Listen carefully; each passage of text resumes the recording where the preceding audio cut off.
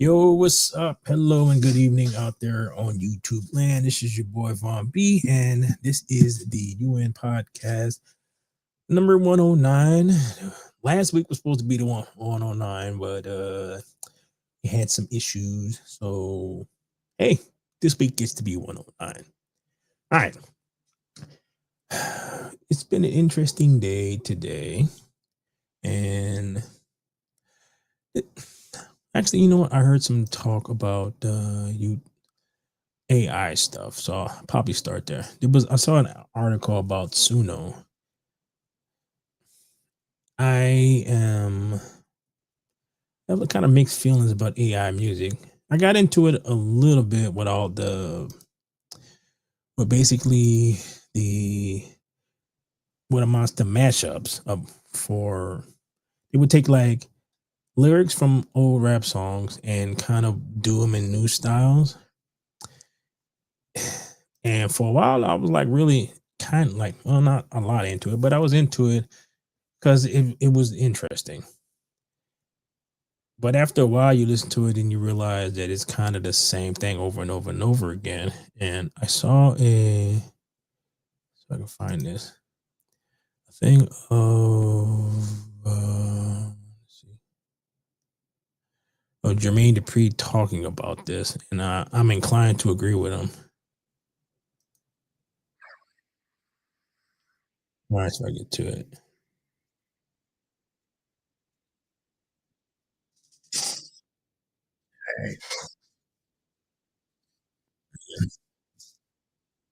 Mm,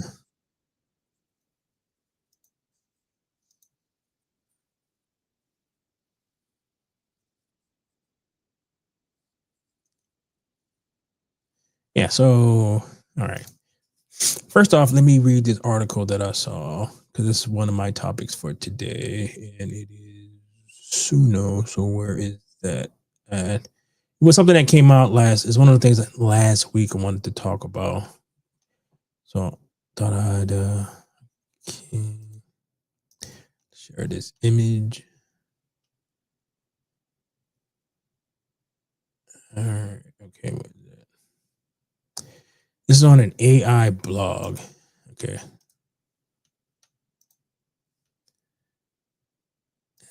okay, all right.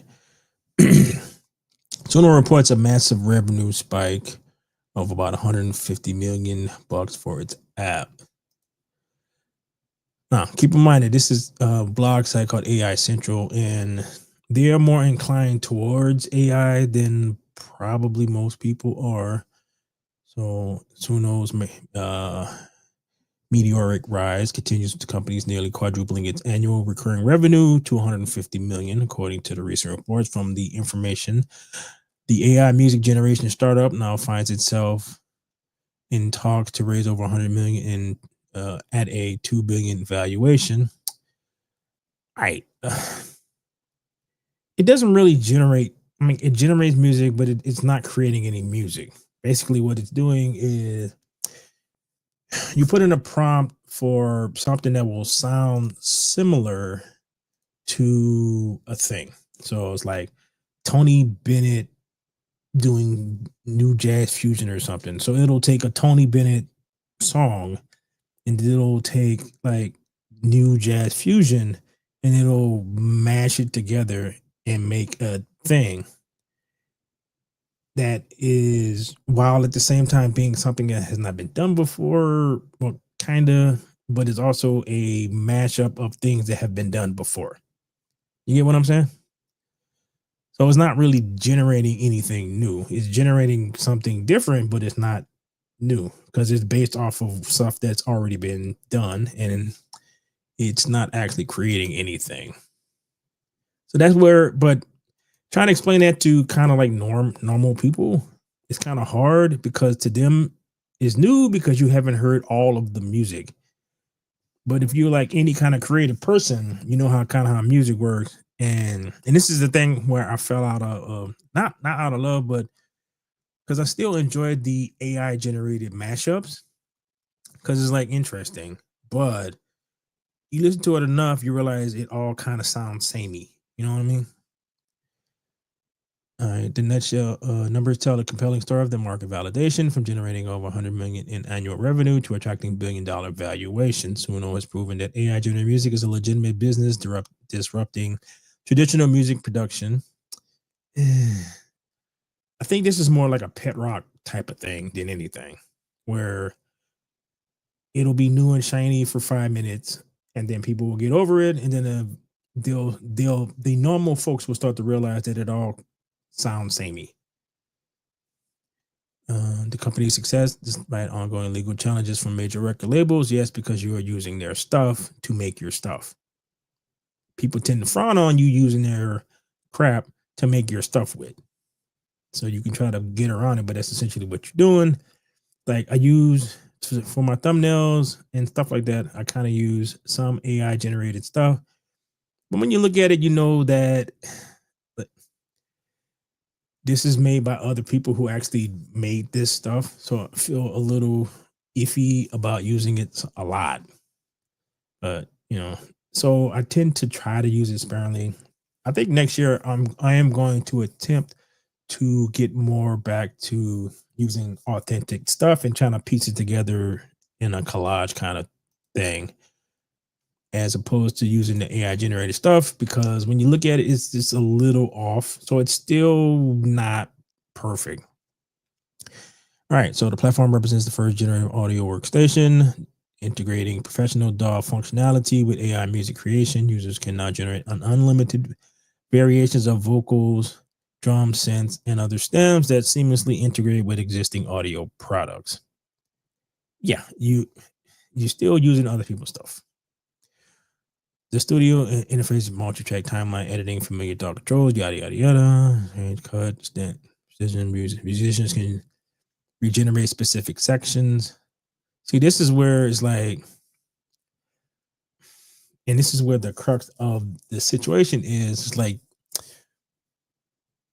if you aren't making any of this by yourself, and this is where it gets kind of murky, because you can say the same thing about like producers who use a lot of samples. Like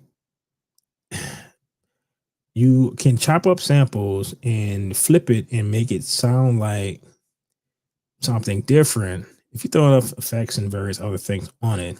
But at the end of the day, you are using other people's stuff that someone actually sat down and created from scratch.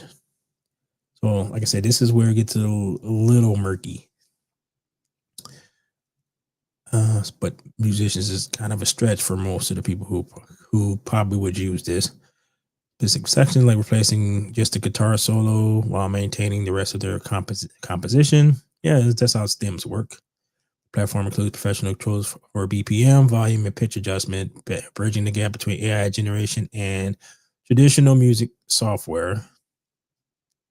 Pseudo stem separation technology automatically splits songs into core components like vocal, bass. Yeah, that's the basic premise for separating stems.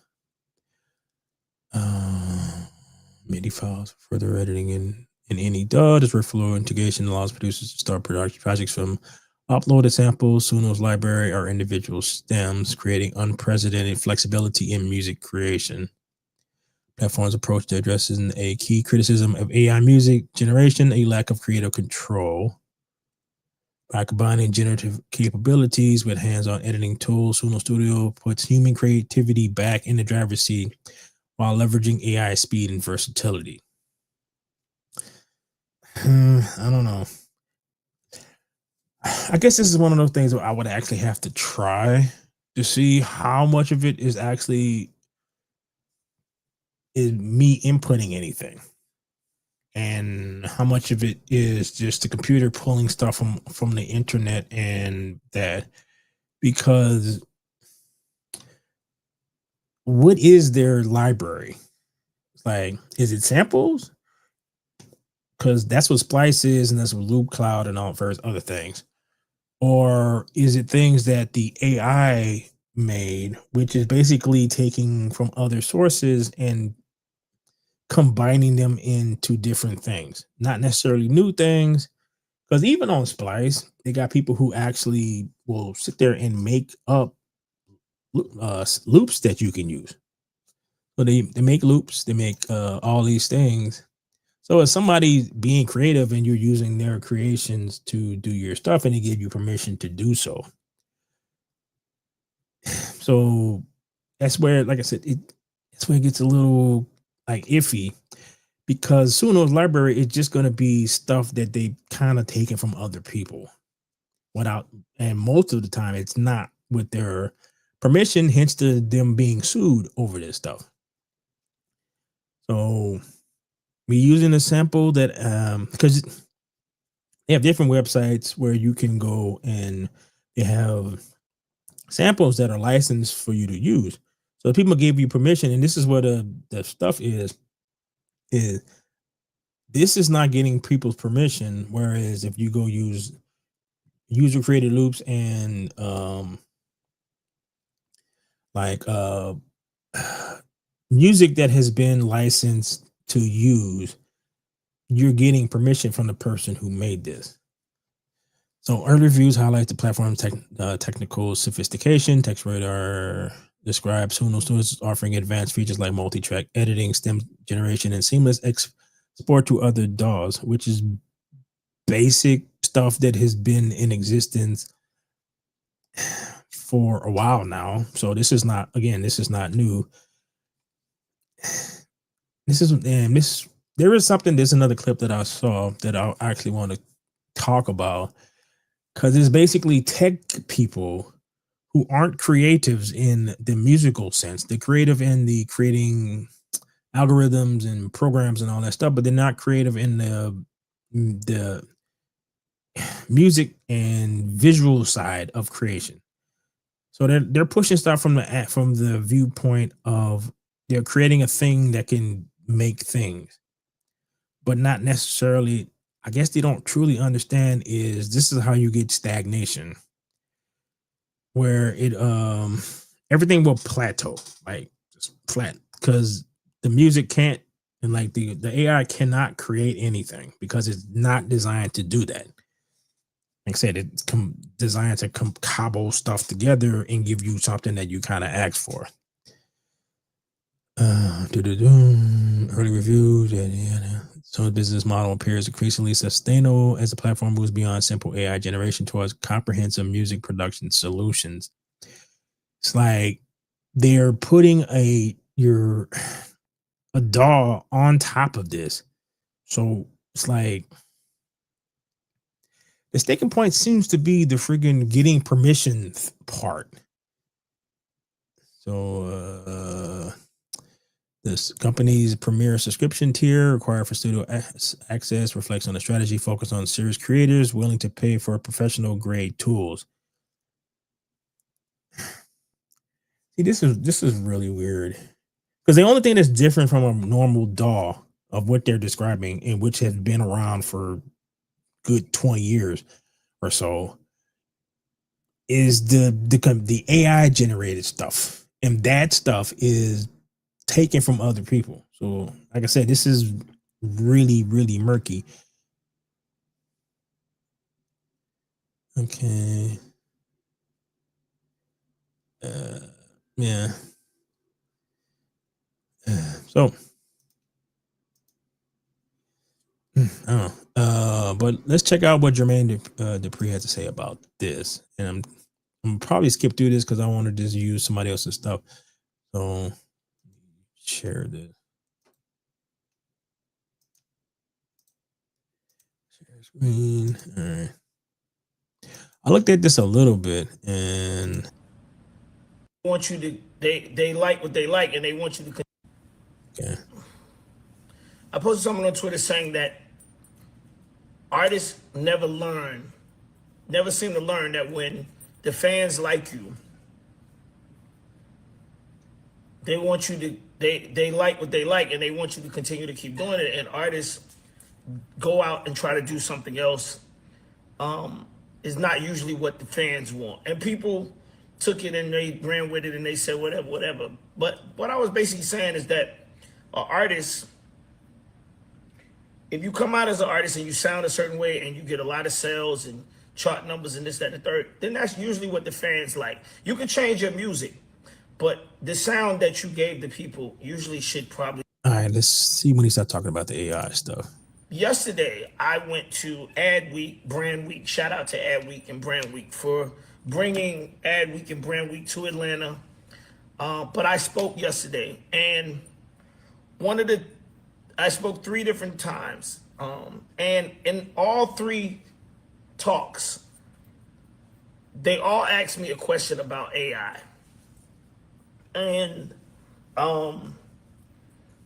one of the questions was like, Jermaine, we got to bring up AI. Holiday, what's up, my brother? We got to talk about AI because it's so popular and everybody's talking about it. We can't not talk about it. And I just want to go back to all of the people that screamed on me for me telling them that artists, when artists give us something that we like, they should stay with it. And this was like, Jermaine, that's the dumbest take I've ever seen. It was like, I love you as a producer, you're my favorite producer, but that's the dumbest shit you ever said in your life. Cool. If you feel like what I said was the dumbest shit in my life that I've ever said in my life, then you and anybody else that said that should have no support for anything AI music at all. And let me tell you why. AI is not creating anything that's new and special and amazing. What AI is doing is what you do when you get on these sites is you type in a sound or idea that has already happened, and then AI goes and finds the best version of that. Do you understand this? AI goes and finds the best version of something that you already have heard. Like all these that keep posting these videos where AI is taking lyrics from a rap song and remaking it into a 60s record. Nothing is about that because we've heard the 60s. If you listen to music, you've heard 60s records already sounding like 60s records. So, you know what's funny is they had someone who tried to do and this was really weird. They tried to do a soul, like a 60s soul version of a Silk Sonic song. But the Silk Sonic song is already a 60s soul version, like a 60s soul thing. So the thing that they wind up creating didn't really sound that good because you're trying to emulate something that's already like done. So it like what you made was not better than what was already created. So they already were making a soul song. You just made you had the AI make another version of a soul song, so it doesn't really fit like kind of what they're talking about. So the example that I usually give to people is big head a little bit. So the example that I usually get is there's a war song, like an old 70s band War. And the drummer was talking about one of their hits, right? So the way what he described is that when he was playing, like the drum tends to give you the tempo and how everything to stay in time and all that stuff. So he was playing it. So instead of playing on like a basic beat, he was doing it on the upbeat, which means is that instead of going boom tap like that, it's boom tap. So he was giving emphasis on a different part in the rhythm. So it changed the so since he was the layer that everybody else, all the basses and the guitar player and everybody else was building how they were going to play off of, by him doing it incorrectly, but like because he plays that instrument, so he was still sounding good, but it was just not what they was for how he was supposed to do it. It changed how everybody else played their music. So they wound up with a hit, and it was a complete accident because the dude just did it wrong, right? And another example of that is a Michael Jackson song. Okay. And uh Quincy Jones, I think, if I can remember correctly, Quincy Jones asked the dude to do a riff going into the song, right? So they've already played the song, they already laid it down, all that stuff, and they were just going to do it again. So he wanted him to do a riff on top, like at the beginning, right? So what he did was, it's like he made it like an intricate kind of riff, and that inspired the other, like when they played it again. So there's like he starts his riff, and they go into what was supposed to be just like another, like, excuse me, another like recording of the song again, just like, I guess, to do it again. But because how he did that, the the other musicians got inspired to do it differently than they did it the first go around. All right. AI cannot do neither of those things. Like that would never happen. So you'll get something new and different because you are vibing off. It's just way the music works. The way music works is like it's a vibe, it's a how you feeling, like whether or not you had a good day, bad day, like whatever. So you come in and you have one idea of how you want to do stuff, but you get inspired as you're kind of doing this and you go off in a completely different direction. All right. The computer does not know how to do that. So all it can do is rehash like old stuff. So eventually you will run out of stuff to rehash because you've rehashed everything. That is why when you hear an example that I can probably give is the song "The Message" came out like in the 80s with the Grandmaster Flash and Furious Five.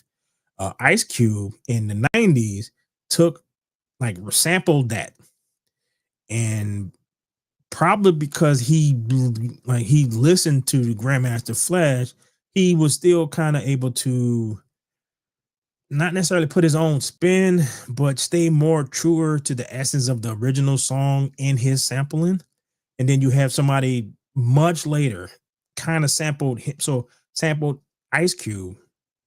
So their version was a lesser version of the original. So it was a copy of a copy.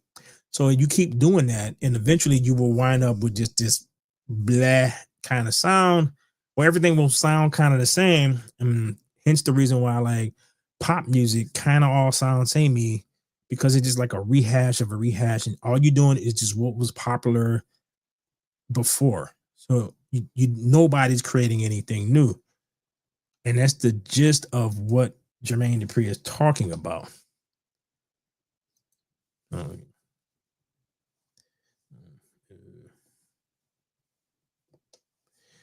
all right, so let's continue.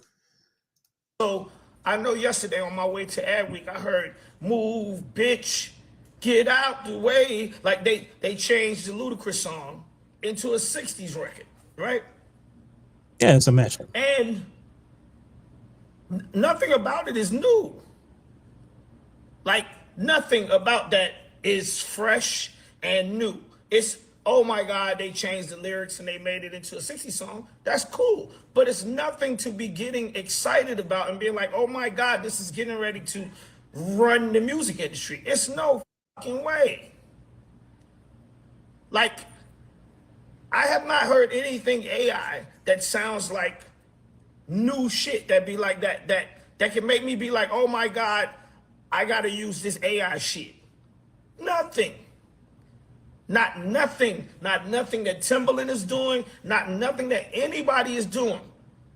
And no diss to Timbaland, Timbaland my man, but I'm saying he's one of these guys that's really, really pushing this. And I'm saying I haven't heard any. Like what it comes across for the most part is like a cover band. It's like a cover band replaying a song. They're putting their own little spin on it, but they're still a cover band. So it doesn't spark anything. So it's not like it's sometimes it's kind of hard to describe this. Like it's kind of hard to describe this to like normal people, because from what he's listening to and how he's hearing this, is different than, because he's listening to it from a producer's point of view. So he's gonna be a bit ahead of like what normal people, and eventually like regular folks are gonna get what he's talking about, because it'll just sound so like generic and same. Hence the reason why people, like I said, people are having issues with pop music right now, because it just all sounds the same, because it kind of is. It is a handful of producers figured out that certain chord progressions evoke certain moods in songs, right? So it's like they just went through all the songs. It's like, all right, if you do this, and this, people tend to, because folks tend to like things that they're familiar with. So even if you're like you can't figure out where you like, you can't place where you heard it before, because it might have been something that your parents was playing when you was a kid and you just don't remember. But it's familiar enough for you to mess with it. So they figure out, it's like, all right, well, the most popular songs that throughout the last 100 years or whatever use these same chord progressions. It use it like this. So if I do this and I just do that, and then I like, they figured out there's like a formula, and they just do that over and over again with every song. It doesn't matter if it's Taylor Swift or whoever. They use the same thing. Like the same thing that happened with Marvel. It was they figured out that everybody was liking this bit and that bit and this bit and this bit in the movie. So then they started doing all of the movies the exact same way. And the people was like, I'm seeing this before. That's eventually what's going to happen with this AI stuff. Is you like, you heard it? Yeah, okay, yeah, cool. Oh, another 60. So like, yeah, I've listened to a whole bunch of this stuff, and eventually, yeah, like when you first heard the 50 Cent version, like blues version, it was great. But after you heard the 25th freaking uh blues version of Tupac, it's like, this sound like the last one. It was just different lyrics. So there is a clip of this tech guy. I don't remember I don't know what his name is, but he's kind of talking about like how people are already starting to fall out of love with AI. So, all right. Major concerns I have is that AI is becoming deeply unpopular in America. Silicon Valley is losing the battle around AI. Doomers are now scaring people about jobs. They think all these job cuts that are going on in America are the result of AI. And number two, they're seeing their electric bills go up, and they think that's also the result of AI. I've talked with a lot of AI needs a immense amount of electricity to run the servers and all this other stuff. So if they build one of these data centers in your area, it's going to use a lot of power. Like a lot of these electric companies are not set up for this. So there's going to be issues. It's just like when they were pushing for everybody to drive electric vehicles without actually thinking about, if everybody started using electric vehicles, the power grid in a lot of your American cities is just not set up for that many people drawing that much power to charge these things. And it's like these tech dudes don't actually think about that. They just think about this new shiny object to do stuff. And a lot of times these are things that nobody's asking for. Republican senator and House members who say they are afraid to mention the words AI because their popularity ratings go down. We need to get on the other side of that, because that is a losing proposition for America. If what takes hold here is that, it's politically popular to push back against AI, then David, I think that's what you're seeing at these state levels with Republican governors as well. I think both of those are false narratives, but we need to get on the other side. In China, they're not going to slow down. Yeah. China's also polluting the planet more than everybody else. And this dude is probably not going to be that affected by AI, but he's trying to tell people who are going to be affected by AI that, nah, it'll be better. Well, they don't know that. Just because you're saying that doesn't tell them anything. So what are the comments? Okay. So talk about Elon Musk saying that the AI is taking over. The tech industry is their own worst enemy. They don't admit that they're doing layoffs to improve balance sheets, as always, because of AI. Serves them right. And along, I don't see any way to that AGI works out well for humanity. At best, we would manage like farm animals. Yeah, it's like Elon Musk and Joe Rogan. They were talking about UBIs. I don't think UBIs will be good for the rest of us because you tend to need some kind of purpose, and if you don't have a purpose, it just causes all kind of issues later. So if we do an own goal here and slow down because we think somehow that this is the path to greater economic growth, it's going to be a real problem, both national security as well as economic security. Dude, you are not actually helping your cause because you just sound like a guy who this is not going to affect. How you tell that to someone who spent a lot of money to go to law school and will find out in 10 years that their law degree is essentially worthless because people would rather use an AI to solve their legal problems.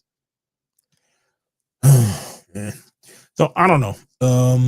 It's a lot of stuff happening right now. Everything is happening quick.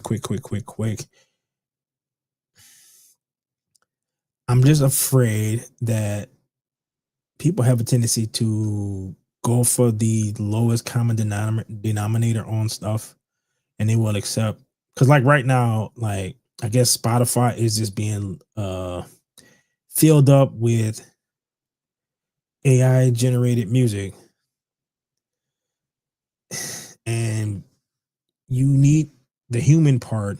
And like Suno is like I would have to try it to see how much of that is you doing stuff and how much of that is the computer doing it for you. Because like one of the things that I think Jermaine Dupri talked about, and I probably should see if I can get to that part, is let me see if I can find it. What are you talking about?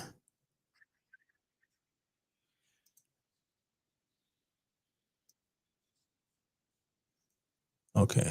I think he talks about like all the companies are being sued, and someone mentioned the fact that if you put in something, a direct quote or direct thing, it won't do it. I haven't heard anything from AI that makes me say, yeah. You go in the app and you type, oh, this is what everybody do. You go in the app, you can type in any group. That's what I'm saying. First of all, you're typing in shit that's already made and telling the computer to make you something that sounds like something that's already made. How are we getting excited about this? That's all I want to know.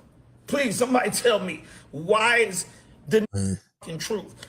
Everything that is post on Instagram that is AI. Oh wait, let me say hold up. Oh wait, let me say hold up. DJ SNS said Suno don't let you use artist names to make music. Okay, so you. All right. There is a way around that, and that's what I was looking for. Is if someone tells you that, yes, if you go into one of these AI software and you say you want to do Mickey Mouse, right? It will tell you that that's copyright, so we cannot generate it. But if you tell it that I want to make a picture of a angry mouse and do it in Disney animation style or something like that, right? It will draw you a picture of Mickey Mouse. You didn't tell it to draw you a picture of Mickey Mouse, but the only like stuff that it has in its programming is that sounds like the thing that you're describing is Mickey Mouse. So it's like I was trying to do something. It was like a sports channel or something I was trying to do, and I wanted to get some Dodger, like, because where I live at is like the teams are the Dodgers and the Angels, and I live in Los Angeles, right? So I wanted it to make some kind of was it baseball, like professional baseball stuff. But if you type in the Dodgers, it won't draw you the Dodgers. But if you put in Dodger colors, it draws you the Dodgers. So there's a way around. It's like how you frame it, you can get it to do is like what you can get it to do what you are asking it to do, but you can't directly get it to do it. So that person who says that it won't let you, I'm like, yeah. But if you frame it, you frame it in a way that the computer can only make it based off of like what you're asking for, and it will. And if you're specific enough in a roundabout way, it will give you exactly what you are trying to do that it's programmed to not do. But you can trick it. But that's enough of that. I've been talking about this for like 30 minutes. So let's get into the other topics. I kind of wanted to talk about the Netflix NWB, but I really wanted to do it with my compatriots, and they couldn't make it today. So I just talk about like the Star Trek is changing up, and I actually want to get more into that. So I can find. Okay, here we go. Share screen. All right, I don't know why Bounding in the Comics does this, because I have ad blocker on, and it just does this weird split. So basically, Paramount is going away from the Kelvin timeline. That's the J.J. Abrams timeline of Star Trek. Essentially, what kicked it off was, if I can remember because it happened in the first movie, where I guess all of Star Trek was kind of the similar. It's like if somebody in your family went left instead of going right at a certain situation in their life, and a certain thing that was supposed to happen didn't happen, it would affect everything behind it. Right. So in this case, Spock went back, Spock changed something, but to get away, he went back in time, and he kind of changed, he went back in time, and he also brought back a Romulan mining ship from the future back to the past, and then that ship started doing stuff where it was changing the timeline, where it was an offshoot of the regular Star Trek universe. So Captain Kirk, right? His dad wound up, because of this stuff that was happening, his dad wound up dying instead of being around to raise him. So he was a little different. And then it was a kind of a butterfly effect. So all right, they've been trying, and the whole thing is they've been trying to make Star Trek 4 for about 8 years now. They keep like all this. One of the guys in the cast, he died, like tragic death. Like some of the other ones got bigger careers, so it's just like a whole thing. And then it was going to cost a lot of money just to get the cast back together to film this thing, right? So after 8 years hiatus and being jerked around by the whims of scrambling executives, a new report suggests that the Star Trek Kelvin timeline is officially dead in the water, as Paramount wants to move the franchise away from having anything to do with J.J. Abrams' lens flare heavy trilogy. Well, I did not mind the J.J. Abrams Star Trek. A lot of Star Trek fans absolutely hated it because it was too action oriented. It was too rehashed, and this kind of goes back to what we were talking about before. It was a lot of rehash of Star Trek stories told in a modern setting. Like the ship was weird. Instead of using the single beam phasers that Star Trek ships have, they wanted more action, so it shot like shotgun blast kind of things. the visuals were more like modern. So the bridge looked like a Apple store with lots of white tech, like white backgrounds and lens flares. The the engine room, I don't know why they decided to go this route, but the engine room looked really industrial. So it was like it was a weird contrast from where the half the ship looked super futuristic, and then the other half of the ship looked like you were in some, and basically where they filmed this ad was some factory kind of thing, like so it was a weird contrast. All right. The reboot series apparently scraping its first, reported by Variety's Tatiana Siegel. All right. Following the look over internal division caused by Ellison's more politically charged operating decisions, such as throwing the company's support behind Israeli government and cozying up to President Trump, to the tune of public demand for Warner Brothers Discovery to be sold to Paramount, Skydance, the report on how, despite the disagreements over strategy, there is a shared sense of urgency around the need to fundamentally transform Paramount. Yeah, you need to do something because this was a cash cow that they let one of the disciples of J.J. Abrams completely destroy and shove away the true diehard fan base of Star Trek. And they made all kind of dumb decisions trying to preach the message.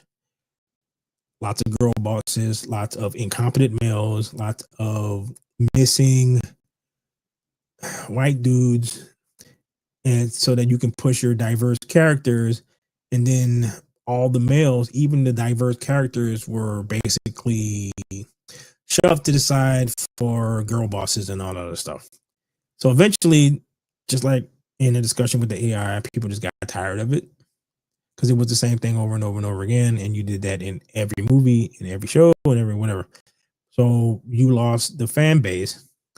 You got the fan base back briefly because of Picard season 3, which set up a series that they could have done that the fans, who are the customers, really like the premise behind, like the characters, even like the ones that were part of Picard's first and second season. The third season Picard actually rehabilitated some of them so that they were closer. They got rid of like weird choices that was made, like 709 being gay for some reason, just out of the blue. She was just out of the blue gay. And it's like their vision, their lack of understanding of where the Star Trek universe is in terms of the hopefulness of not JJ, the hopefulness of Gene Roddenberry's future, where they have unlimited energy. So therefore, the unlimited energy and replicators, so everyone can eat properly. Everyone can have access to whatever they want, their wants and desire, because they have unlimited energy. So that you can create stuff out of nothing. So therefore, that nobody goes without. And for whatever reason, they decided to stick modern politics into that. So what you wound up with is the only black, like, main character in Picard lived on a trailer park someplace. Why she would live in a trailer park where the Star Trek universe is unlimited energy? You can literally live wherever you want in any manner that you would want. I don't know why you would. And then they made her a drug addict. Then they had this whole thing where it was class issues with, like, she was looking at Picard like he was rich. Again, the Star Trek universe, there are no rich people, just like there are no poor people. The only people who have any kind of struggles are the ones who colonize planets that are far from the main area of the Federation. And even then, the harsh conditions are more like them setting everything up, and they eventually become just like the rest of the Federation. but they have to build the infrastructure, so therefore it's a little harder. But they're not poor, right? You get what I'm saying? So Star Trek didn't have poor people. They didn't have poor people. They didn't have rich people, because there was like no need for those distinctions. So you can't have class warfare because everybody is basically equal. Everyone gets the same education, and it's all done by the same computers and all that other stuff. So you can, yeah, it was a weird choice to try to modernize Star Trek, and fans absolutely hated it because it's not Star Trek. Sadly, despite the surprising fun factor of the Kelvin timeline, I mean, I liked it, but a lot of the fans didn't. Fans along surmised that the cinematic series was always headed for an unceremonious end after its first trilogy wrapped in 2016. Star Trek Beyond, the aforementioned Abrams immediately followed its release by confirming he was already at work on Star Trek 4, which would involve the return of George Kirk, played by Chris Hemsworth, who was thought dead at the end of the first film.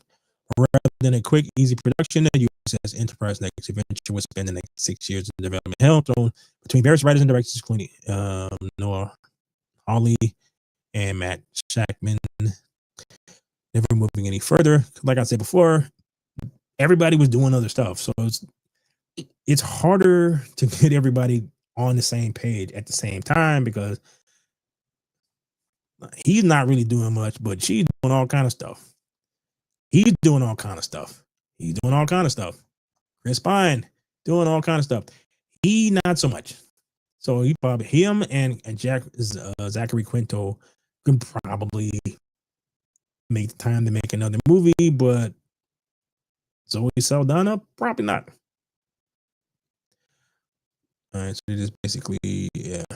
President Paramount is not confirming any specific plans for the Star Trek IP, but luckily for them, given the quality, they got nowhere to go but up.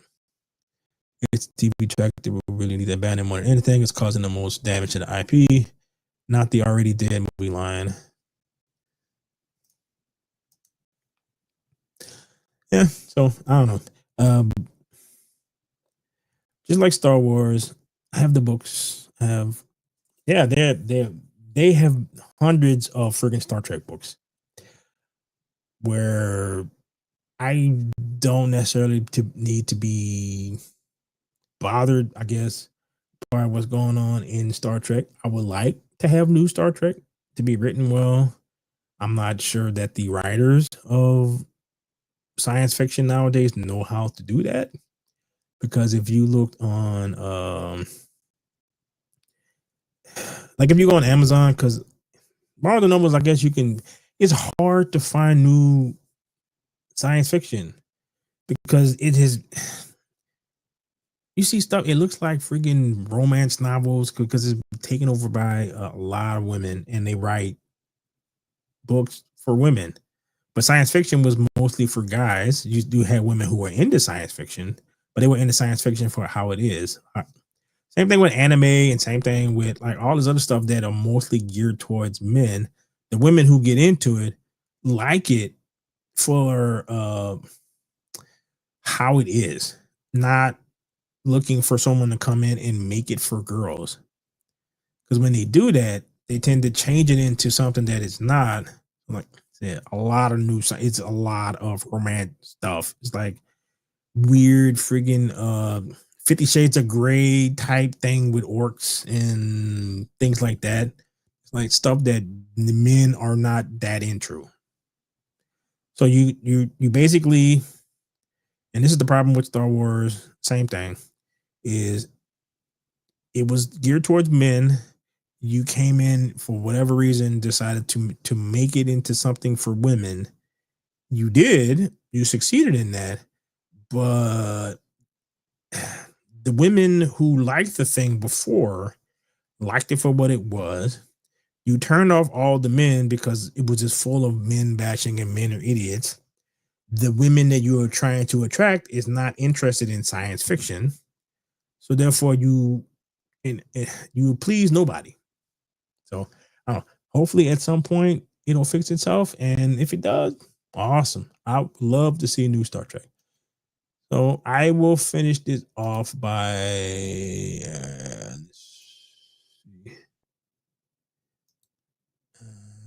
anime stuff to later. All right.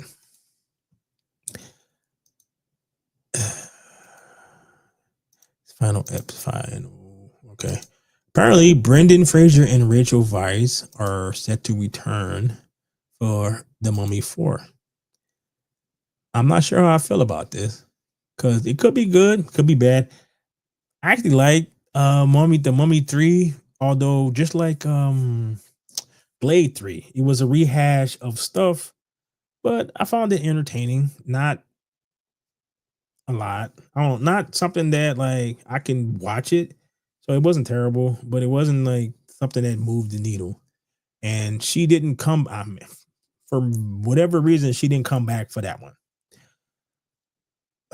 So it looks like she's gonna Universe Pictures isn't digging up some forgot for relic for nostalgia's sake. This time, audience finally willed a legacy sequel into existence themselves after years of fan campaigns and Brendan Fraser's remarkable resurgence. He won an Oscar. Yeah, so he's a little. I guess I think the last thing I saw him, he was kind of chubby, but he was doing a lot of stuff. So he actually worked himself back into. He was kind of blackballed, and I think he was very depressed about that too. Then a bunch of other stuff happened in his life, and he worked his butt off and put himself back into the good graces of Hollywood. Oh, good on him. After years of fan campaigns and Brendan Fraser's remarkable resurgence, the Mummy franchise officially back, and this time the studio is bringing the treasure. Both Brendan Fraser and Rachel Weisz are returning for the Mummy 4. The new film will be directed by Matt Bettolini, Open, and Tyler Gillett, collectively known as Radio Silence, the duo behind Ready or Not, and the 2022 revival of Scream. Universal is trying to stand tight-lipped about the plot and production details for now, but the announcement alone is enough to get fans excited. Long-term moviegoers isn't sequel news. Is a cultural moment. Hollywood has spent years insisting viewers wanted grim reboots, somber tone, poem blockbusters, identity-driven messages posing as adventure epics, but sometimes the audience just want a fun, pulpy, heroic romp where classic action lead cracks jokes, survives sandstorms, and save the day without rolling their eyes at the script. And few franchises embody that spirit better than the Mummy series. Yeah, this is supposed to be like something that to get your mind off of everything that's happening. So it's like Pacific Rim. On its head, Pacific Rim is stupid as I don't know it. It's giant robots fighting giant monsters. But when you sit there and you just can turn your brain off a little bit, is just enjoy it for what it is. The little kid in you, like the little kid in me, love Pacific Rim, and it's the same thing with these. This is because I'm old enough to have seen reruns of serials from back in the day, like the Lone Ranger used to come on television and various other stuff like that.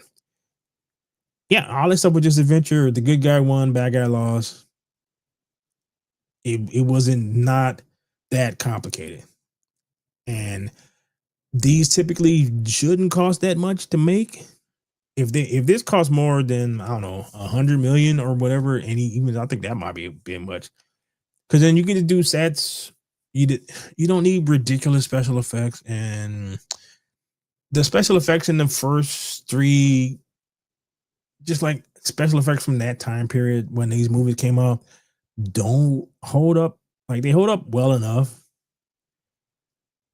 but it's not nothing that's gonna blow your socks off. But I think people are just missing that kind of stuff. After stepping away from the spotlight due to personal struggles and health issues, Fraser stunned Hollywood's Oscar-winning performance in The Whale. But even during the award season, Victor Lap, he never hid his affection for Rick O'Connell, nor his openness to return for another Mummy. I don't know how it would work, but I'd be open to it if someone came up with the right concept. It looks like someone finally did. It is also clear that Frasier understands what made the original trilogy beloved and why the 2017 reboot starring Tom Cruise fell into the abyss like a cursed sarcophagus. It's hard to make that movie. He's saying at the time, the ingredient we had going for our Mummy, which I didn't see in the new one, was fun. Yes, it was a very, yeah, it reminded me how they used to make movies. Going, I know it was too much of a straight ahead horror movie. The Mummy should be a thrill ride, not terrifying and scary. Holland would take notes, humor, and plus thrills. Goal is better than misery plus message. Frasier's words aged better than half of the recent franchise revivals. This is the rare cinematic resurgence that feels earned, not manufactured by corporate board scanning trendy keywords. Chance of redemption, try to launch a dark universe, win for classic. If this film strikes the same balance as the originals, humor, spectacle, swashbuckling, heroics, and family-friendly thrills, Universal may have found more than a long-awaited sequel. It could have rediscovered the formula Hollywood desperately needs: an earnest fun without irony or cynicism. After years of gritty reboots, grim reimaginings, and tired cinematic sermonizing, an own fashion Brendan Fraser fronted adventure in The Mummy 4 might be exactly the breath of fresh air audiences crave. And if The Mummy returns to glory, it might revive more than a franchise. It can remind studios that viewers still treasure heroes who dive headfirst into danger with courage, charm, and a grin. At long last, The Mummy is rising again, and this time we're actually excited to open the tomb. Yeah. Everything doesn't need to be deep. To be honest, it doesn't. So, all right. I am about to head out. So please, if you sat through all of this, please like, share, subscribe, and all that fun stuff. And I am out.